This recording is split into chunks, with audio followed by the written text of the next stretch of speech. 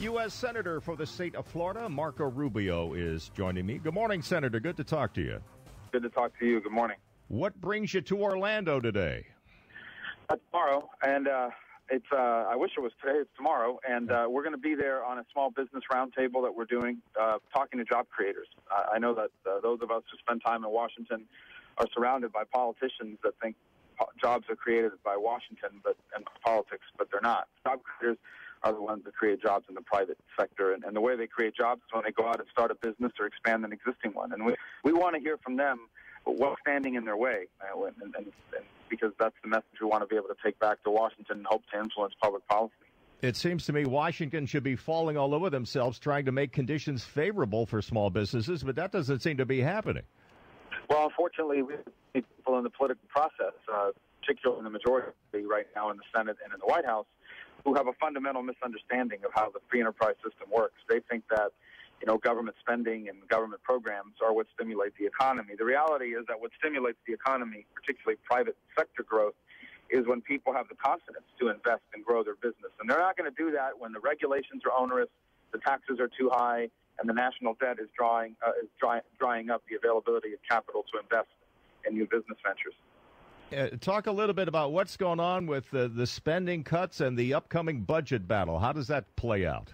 Well, how it plays out is pretty dramatic. I mean, this country spends over $1 trillion more than it takes in. It does that every year now for the last couple of years. Our debt has grown astronomically. And the result is that the government's running out of money, and they have to go back once again and extend the debt limit, in essence, apply for more credit. And the pace we're on, we're going to have to do it again in 12 months, and they just did it 12 months ago. It's unsustainable.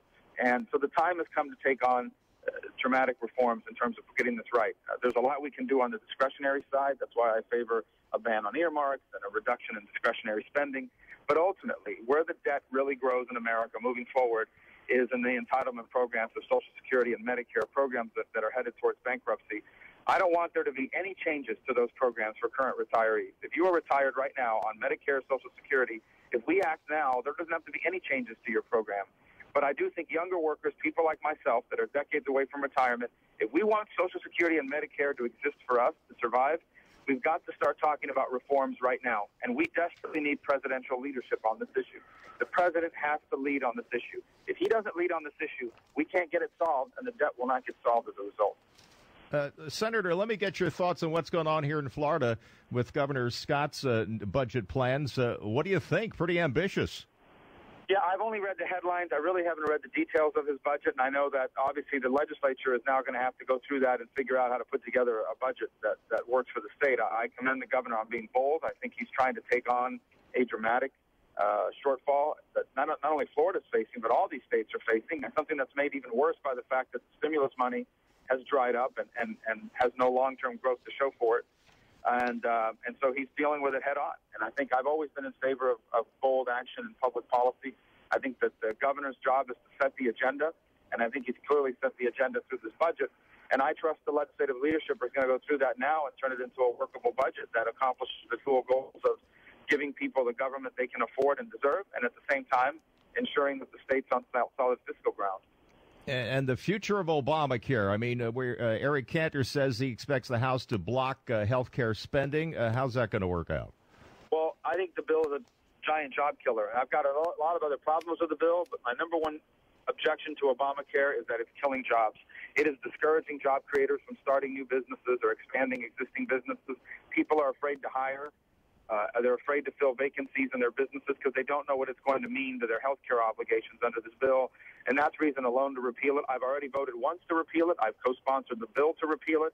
I'll continue to push for repeal of Obamacare. Let me get your thoughts on the president opening up contacts with Cuba, easing restrictions on U.S. travel and visa and sending money and all that. Good or bad?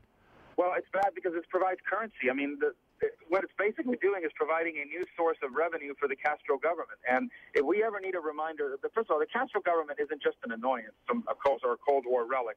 Number one, they're state sponsors of terrorism. They spy on the United States and sell secrets to our enemies.